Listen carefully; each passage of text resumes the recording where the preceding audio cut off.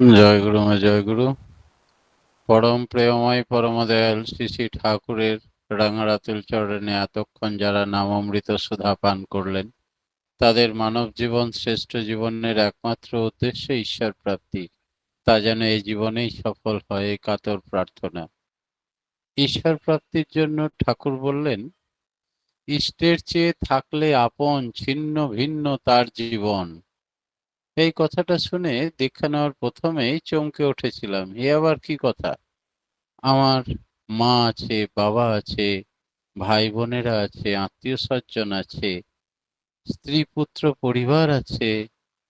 পরবর্তীতে ভাবলাম, তো এগুলো কেউ আপন নয়, ইষ্টই সব থেকে বেশি আপন। শ্রী শ্রী ঠাকুরের সান্নিধ্যে যত আসতে শুরু করলাম, তখন বুঝতে পারলাম যে সাধকের মনের কথা, অন্তরের কথা এবং সিদ্ধি লাভের প্রাথমিক স্তর হচ্ছে এইটাই। যে রামকৃষ্ণ ঠাকুর কি বললেন এই সম্বন্ধে? বললেন, সংসারে থাকবে আর মনটা পড়ে রাখবে ঈশ্বরের চরণে, আর সব সময় ভাববেন সব তুমি, সব তুমি। তাই সব তার কথা, সব সময় তার চিন্তা, তার কথা, তার আলোচনা, তার কর্ম, তার সেবা, এই নিয়ে লিপ্ত থাকবে। বাকি সবারই সঙ্গে কর্তব্য করবে, যাদের সঙ্গে সংসারে থাকবে, কিন্তু কিছুতেই মাখামাখি করে মিশে যাবে না। কারণ পৃথিবীতে কোনো ব্যক্তি বা কোনো বস্তু তোমাকে সুখ দিতে পারবে না।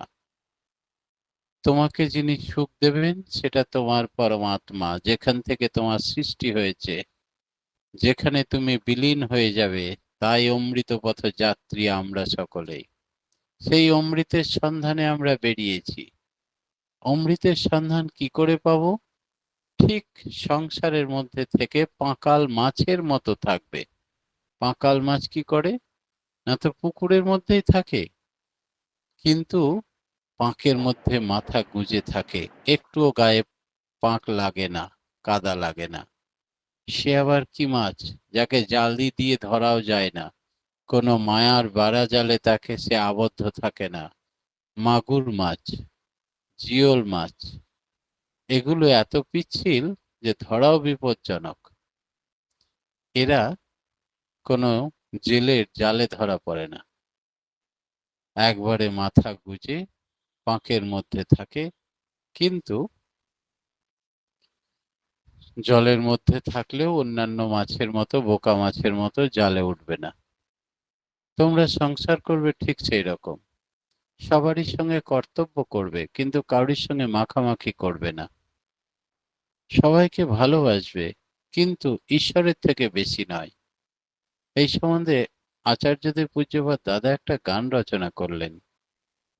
যখন তোমায় মনে পড়ে, তখন কি হয়? শুধু তুমি আর আমি, বাকি সব তোমাতে বিলীন। তাহলে আচার্যদেব বলছেন, তুমি আর আমি, আর কেউ নেই, বাকি সব তোমাতে বিলীন। তার সংসার আছে, পরিজন আছে, আত্মীয় স্বজন আছে, এত এত গুরু ভাই আছে, কাছের ভক্ত আছে, কাউরির কথা মনে পড়ে না। তাই সাধনায় সিদ্ধি লাভ করতে গেলে সেই সাধক আর সিদ্ধাই, অর্থাৎ ভগবান আর ভক্ত, এই দুজনেই শুধু অঙ্গাঙ্গী ভাবে জড়িত থাকবে। তাছাড়া তৃতীয় ব্যক্তির স্থান হবে না।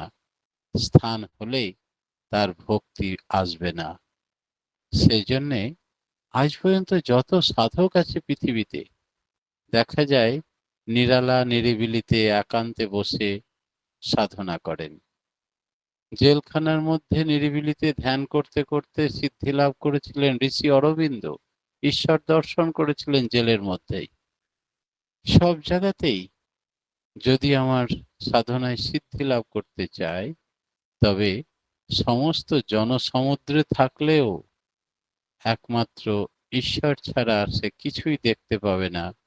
তার মতো করে কাউকেই ভালোবাসতে পারবে না।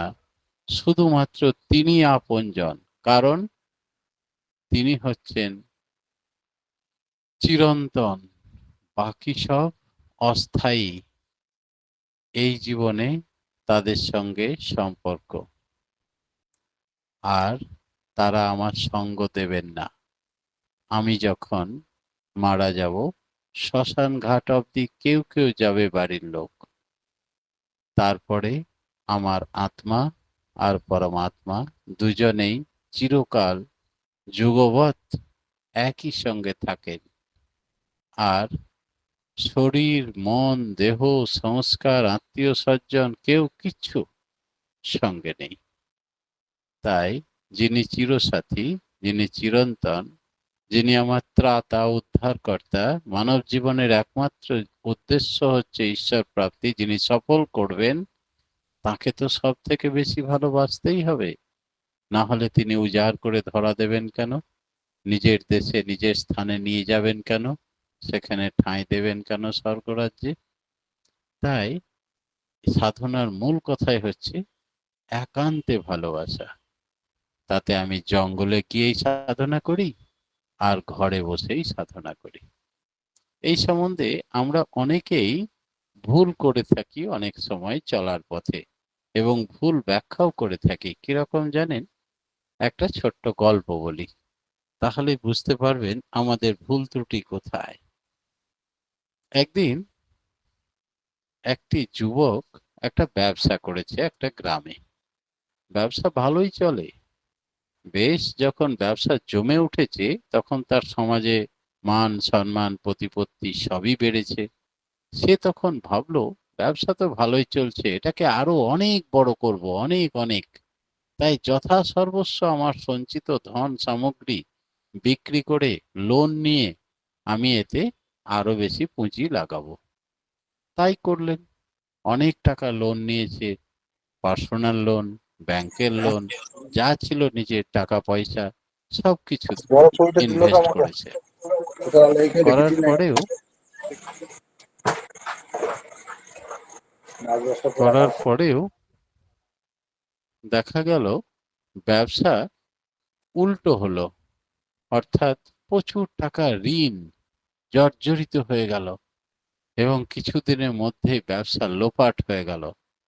ব্যবসা চোপাট হয়ে যাওয়াতে আত্মীয় স্বজন যারা ঋণ দিয়েছিল তারা কথা শোনায়, পাওনাদারেরা আসে, ব্যাংকের নোটিশ আসে, কেস আরম্ভ হলো। এদিকে স্ত্রী, পুত্র, পরিবার, যাদের জন্য এত বড় হওয়ার, তাদের সুখের শান্তির জন্য এত প্রচেষ্টা ছিল, তারাও ভুল বুঝলো। তারা অসম্মান করে, তাদের ব্যবহারের পরিবর্তন লক্ষ্য করা যায়। তারা তাকে দোষারোপ করে, প্রত্যেকটা কথায় কথায় তারা তাকে অপমানসূচক কথা বলেই ক্ষান্ত হয় না। লোকের সামনে তার সম্মানহানি করে, আত্মীয় স্বজনের কাছে শুধু তাকে দোষারোপ করে কথা বলে। ভীষণ মানসিকভাবে একেবারে ক্ষুণ্ণ হয়ে উঠল, যে আমার আর এই সংসারে থাকা উচিত হবে না। যেখানে তার স্ত্রী, পুত্র, পরিবার তাকে এতদিন যে সম্মান দিয়ে এসছে, এখন তার উল্টো ব্যবহার করে। কার আশায়, কিসের নেশায় আমি এদের জন্য থাকবো? তার চাইতে আমি পালিয়ে যাই বা আত্মহত্যা করি। চিন্তা ভাবনা করলো, মনুষ্য জন্ম শ্রেষ্ঠ জন্ম, আমার আত্মহত্যা করা ঠিক হবে? বরং পালিয়ে যায়। তাই ভোরবেলায় উঠে অন্ধকারে বাড়ি ছেড়ে পালিয়ে গেল। পালিয়ে গিয়ে যাবে কোথায়? রাস্তায় রাস্তায় ঘুরে বেড়ায়, অনেক দূর দেশে চলে গেছে। যেখানেই রাত লাগে সেখানেই শুয়ে পড়ে গাছতলায়। দিনের বেলায় খিদে লাগলে লোকের বাড়িতে গিয়ে করজোরে বলে, আমাকে একটু খাবার দেবেন? তারা তাকে খাবার দেয়, সেইটুকু খাবার খেয়েই সন্তুষ্ট থাকে। এমনি করে দিনপাত করে বেশ কয়েকদিন হয়ে গেছে। ঘুরতে ঘুরতে একটি গ্রামে গিয়ে হাজির। সেই গ্রামের প্রান্তে দেখছে বটতলার নিচে বসে আছে, অশ্বত্থ বৃক্ষের নিচে ভগবান বুদ্ধদেব সবারই সঙ্গে ইষ্ট প্রসঙ্গ করে শোনাচ্ছেন, আর বহু ভক্ত পিন ড্রপ সাইলেন্ট হয়ে তা শুনছেন। বললে, আমারও যদি কোনো উপকারে লাগে, শুনেছি ভগবান বুদ্ধ অন্তর্যামী। তাই ধীরে ধীরে এগিয়ে এলেন সেইখানে। সেই বৃক্ষের পাশে আর একটা ছোট বৃক্ষ ছিল, তার নিচে গিয়ে বসলো, শুনতে লাগলো ভগবানের কথা। আর আবেগ সামলাতে না পেরে হাউ হাউ করে কেঁদে উঠল। ভগবান বুদ্ধের প্রবচন যখন শেষ হলো, তিনি সেটা লক্ষ্য করেছেন। তাই এক পা করে এগিয়ে এসে সেই যুবকের মাথায় হাত দিয়ে বলে, হে যুবক, তুমি কাঁদছো কেন? যুবক বলল যে, প্রভু, তুমি অন্তর্যামী, তুমি সব জানো, তুমি বলো আমার এই দুঃখের নিবারণ হবে কি, তার কি উপায় আছে? ভগবান বুদ্ধদেব বললেন, দুটো কারণে মানুষ কাঁদে। যাকে ভালোবাসতে এসেছি আমরা পৃথিবীতে, যিনি আমার সব সময় ভালো করেন, তাকে আমরা চিনতে না পেরে কোনো ব্যক্তিকে বা বস্তুকে ভালোবেসে ফেলি। তখন তাকে যথাসর্বস্ব মনের প্রেম, ভক্তি, ভালোবাসা উজাড় করে দিই। আর সেখান থেকে যখন সমপরিমাণ ভালোবাসা না পাই, তখন বিচ্ছেদ বিরহ শুরু হয়। তখন নিজেকে স্থির থাকতে পারি না। তাই দুঃখ এর ফলে আমরা অভিমান, অভিযোগ নিয়ে কান্নাকাটি শুরু করি। দ্বিতীয়টা হচ্ছে, আমি যাদের ভালোবেসেছিলাম সবকিছু দিয়ে, তারা আমাকে ছেড়ে চলে গেছে, না হলে আমি তাদের ছেড়ে চলে এসেছি। সেই বেদনা, দুঃখে, বিরহে মানুষ কান্নাকাটি করে। বলে, তুমি তো ঠিক ধরে ফেলেছো ভগবান। আমার জীবনের ঘটনা বলে তিনি ব্যবসার কথা বললেন। স্ত্রী পুত্র পরিবারের কথায় আমার এখনো মন প্রাণ কাঁদছে। আমার উচিত হবে না, ভাবছি তাদের কাছে ফিরে যাই। আর আমাকে খুব একাকিত্ব বোধ হচ্ছে। এই একা থাকলে আমি হয়তো মারা যাব। আমাকে সবাই বাড়িতে ভর্ৎসনাও করেছিল, কিন্তু প্রথম তো ভালোবাসতো, আবার তো ভালোবাসতে পারে। আমি ফিরে যাই আমার বাড়িতে। এইসব আফসোসের কথা শোনাতে লাগলেন। ভগবান দীর্ঘক্ষণ শোনার পরে বললেন যে, শুনুন, আপনি এই মুহূর্তে সদ্গুরুর শরণাপন্ন হন, নিজেকে চিনতে শিখুন। আপনার সচ্চিৎ আনন্দময় যে পরমাত্মা, তার সাধনা করুন, তার ধ্যান করুন, তাকে ভালোবাসুন। তিনি কখনো আঘাত দেবেন না, তিনি কখনো আপনাকে ছেড়ে চলে যাবেন না। এই শরীরেও 84 লক্ষ যোনি আপনি পরিবর্তন করেছেন, সব শরীরে তিনি আপনার মধ্যে বিরাজ করেন। তিনি অপেক্ষায় রয়েছেন শুধু আপনার চেতনা কবে হবে। শুধু তাকে ভালোবাসবেন, তিনি সেদিনই আপনার হাত ধরে স্বর্গে নিয়ে যাবেন, সমস্ত দুঃখ জ্বালা দূর করে দেবেন। সেই অপেক্ষায় তিনি দাঁড়িয়ে আছেন, বসে আছেন আপনার হৃদয় মন্দিরে এখনো। বলে, তাই আমার ভালোবাসার দিকে তাকিয়ে আছে কেউ? বলে, কেউ নয়। যার দয়াতে আপনি বেঁচে আছেন, কথা বলছেন, চলতে পারছেন, এই জড় শরীরের উপাদানে তৈরি ক্ষিতি অব তেজ মরুদ্যম, 5টা জড় উপাদানে তৈরি হয়েও আপনি কথা বলতে পারছেন, চলতে পারছেন, তিনি ছেড়ে যাননি। তাই আপনি চলতে পারেন। সেই চেতনের অপর নাম সচ্চিৎ আনন্দময়। তিনি, তাকে ভালোবাসলে আপনি সবসময় আনন্দ থাকবেন।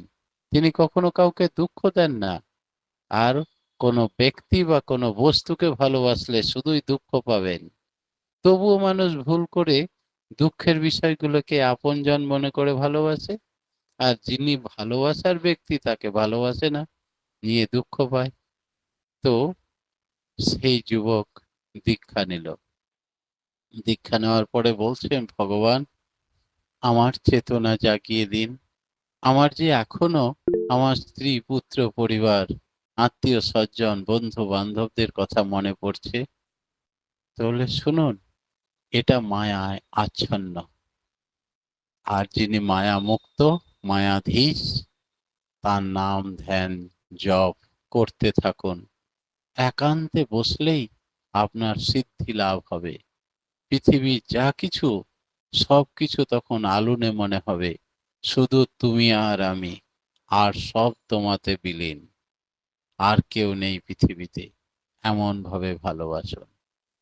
সে সাধনা করতে লাগলো, আর সেই বুদ্ধদেবের আশ্রমে থাকতে লাগলো। কিছুদিন থাকার পরে বলে, এখন কেমন লাগছে যুবক? তাহলে আমার আর কাউরির মুখও মনে পড়ে না, কাউরির জন্য প্রাণও কাঁদে না। বলে শুধু তাই নয়, যে নিজের পরমাত্মাকে চিনতে পারে, তার প্রতি গভীর ভালোবাসায় আচ্ছন্ন হয়, পৃথিবীর সমস্ত আত্মীয় স্বজন বন্ধু বান্ধব পরিজন যদি একসঙ্গে মরে যায়, তবুও সে একদম বিচলিত হবে না, কুণ্ঠিত হবে না, প্রাণ কাঁদবে না, কেঁদে উঠবে না। এই হচ্ছে ভক্তের লক্ষণ, যেটা আচার্যদেব শ্রী শ্রী বরদার জীবনে দেখেছিলাম। নিজের কর্তব্য, প্রার্থনা, নাম ধ্যান, কোনোটা থেকেই একদিনের জন্য বঞ্চিত হননি। তাতে পুত্র মরে গেলেও কিছু হবে না, দুনিয়ার কেউ মরে গেলেও কিছু হবে না। তার কারণ তিনি জানেন, যিনি চিরন্তন, যাকে ভালোবাসলে যিনি সচ্চিদানন্দ ঘন, যিনি আমার ত্রাতা, যিনি আমার উদ্ধারকর্তা, তাকে নিয়ে চললে আর কোনো দুঃখ তাকে স্পর্শ করতে পারে না।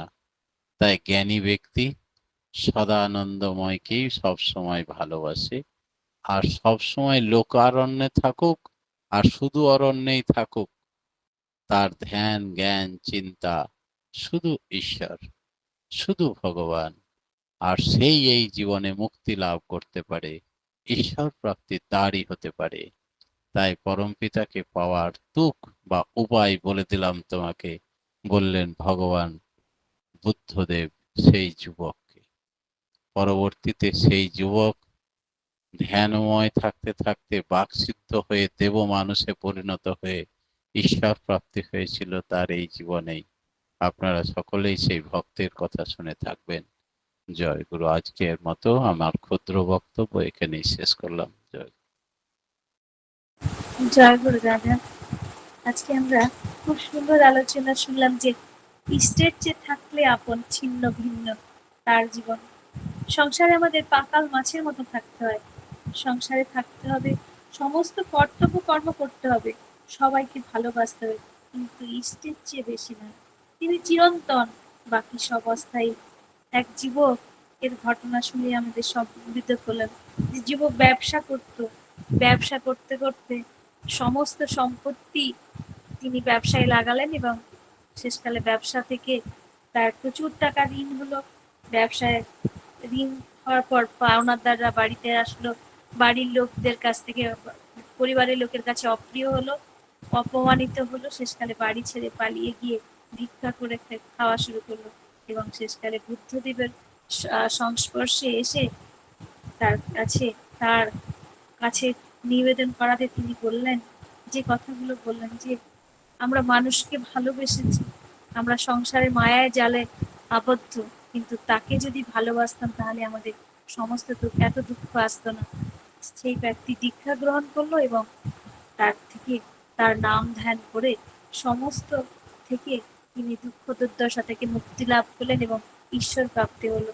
খুব সুন্দর ভাবে আপনি গল্পের মাধ্যমে আমাদের বুঝিয়ে বললেন, আমরা সমৃদ্ধ হলাম।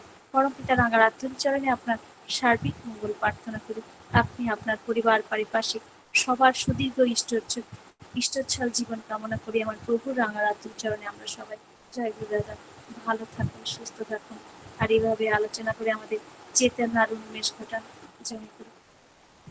দাদা সেই ভক্তের নাম কি দাদা?